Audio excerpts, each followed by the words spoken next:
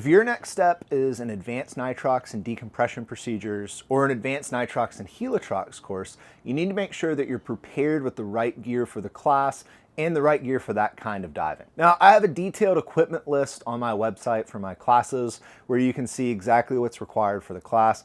But when we're thinking about shipwreck diving in the ocean in South Florida, this is the equipment that we're looking for that decompression procedures or helitrox program.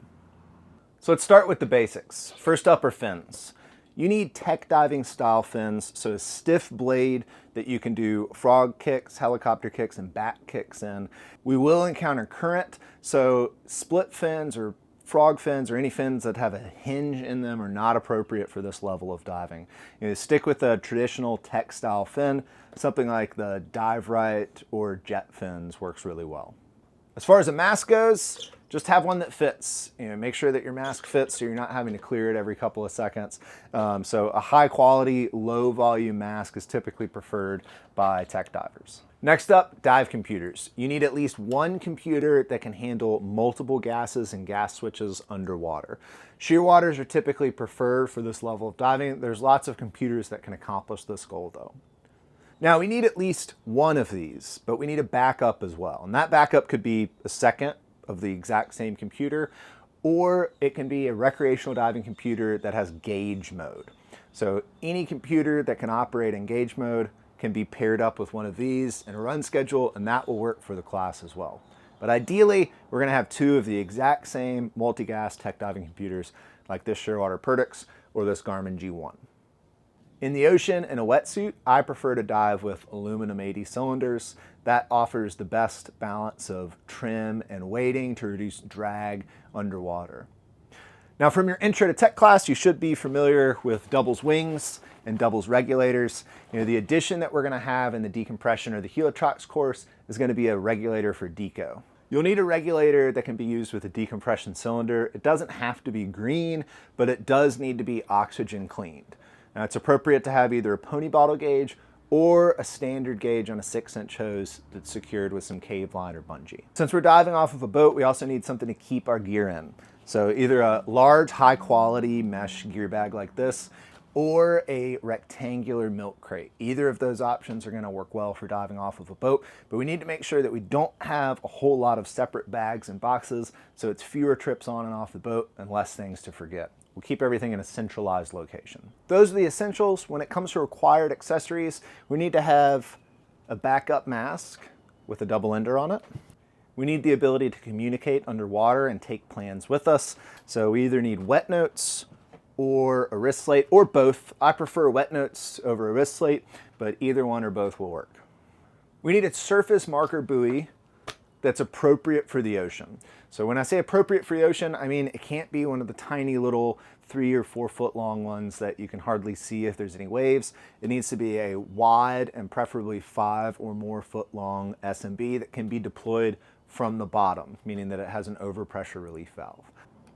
And that SMB needs to be paired up with a reel or a spool that's got the appropriate length for the dive.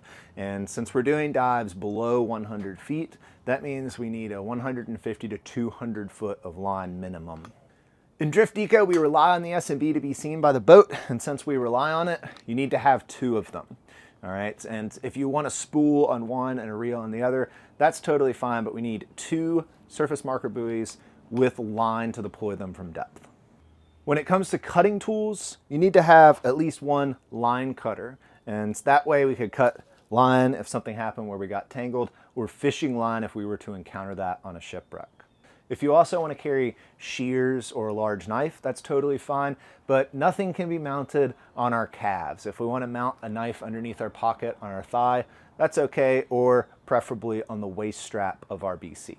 Since we're diving in the ocean, we may interact with rusty metal, with permanent lines that have growth on them like fire coral, or any other kinds of things that can damage our hands. We want to protect our hands using gloves that are appropriate for wreck diving. They don't need to be very thick, but they need to have some material that's abrasion resistant on them. Now when it comes to storing accessories like our backup mask and our wet notes, we need some kind of pocket. I prefer gluing a pocket onto my wetsuit. If you don't want to glue a pocket onto your wetsuit, you can use a clip-on thigh pocket, or you can get tech shorts.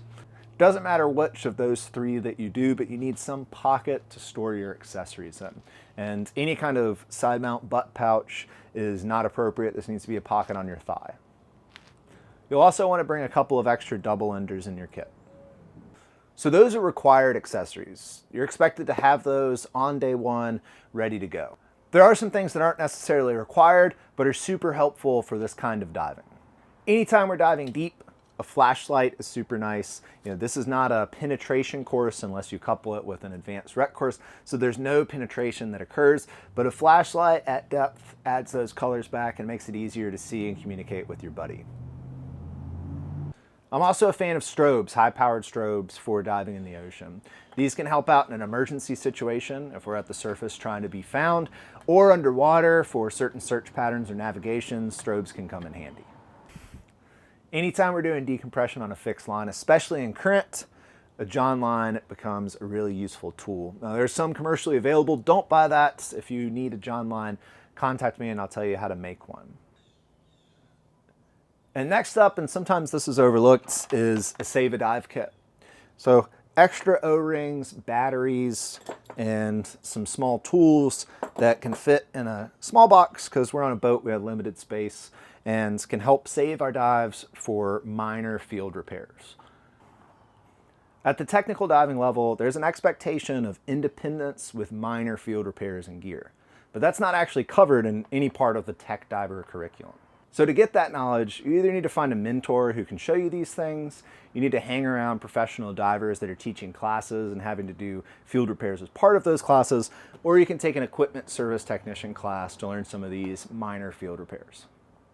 And last up on the list is comfort items. We're going to be in the sun, on a boat, in the salt water. You need to make sure that you're hydrated, that you have a water bottle, that you have snacks, and that you have some sun protection, sunscreen, hats, things like that.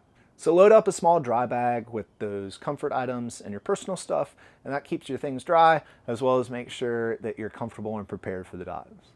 That's a quick look at the equipment that we would use for advanced nitrox and decompression procedures or advanced nitrox and helitrox. And a really important note is the equipment does not matter if we don't know how to use it. If you watch this video, go online, buy all the stuff, and show up for a decompression procedures class, it's not going to work out successfully for you. It's super important to have experience with the equipment, to have experience with the long hose, and to have someone evaluate your buoyancy, trim, awareness, and control. Typically that's done in a structured intro to tech class. And it's really important, if you're looking for an intro to tech instructor, that you find one that's actively doing decompression dives at the level that you're interested in. Some people are lucky enough to have a mentor that guides them through all that same knowledge and gets them comfortable in technical diving configuration before their Deco class. The big takeaway here is the equipment by itself doesn't give us what we need to enter into a decompression procedures or helitrox class and have success in that course. We need the experience and knowledge behind how the equipment works. So that's a rundown of the gear that we would need diving at that level, and thank you for watching.